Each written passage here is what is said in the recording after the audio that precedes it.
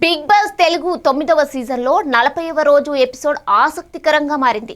ఈసారి big boss హౌస్కు తొలిసారిగా ఒక్కరు కాదు ఇద్దరు కెప్టెన్లు ఉండబోతున్నారని సర్ప్రైజ్ ఇచ్చాడు.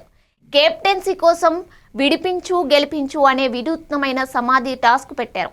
ఈ టాస్క్లో కెప్టెన్సీ కంటెండర్లు జంటలుగా ఆడారు. సుమన్ శెట్టి గౌరవ్, ఆయేషా మాధురి, రమ్య సాయిలు జంటలుగా పోటీ పడ్డారు. ఈ టాస్క్లో మొదట సుమన్ శెట్టి గౌరవ్ల జంట విజయం సాధించింది. టాస్క్లో గెలవడంతో అంతా వీళ్ళిద్దరే కెప్టెన్లని అనుకున్నారు. కానీ నిఖిల్ నాయర్ తన కంటెండర్షిప్ పవర్ను ఉపయోగించి గౌరవ్తో పోటీ పడ్డారు. ఆ టాస్క్లో కూడా గౌరవ్ విజయం సాధించడంతో బిగ్ బాస్ హౌస్కు కొత్త కెప్టెన్లుగా సుమన్ శెట్టి మరియు గౌరవ్ గుప్తాను ప్రకటించారు.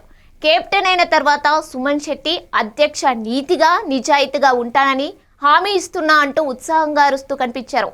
ఈ కెప్టెన్సీ టాస్క్లో ఓడిపోయినందుకు ఆయేషా మరియు మాధురి కన్నీళ్లు పెట్టుకోవడం ఎమోషనల్గా మారింది.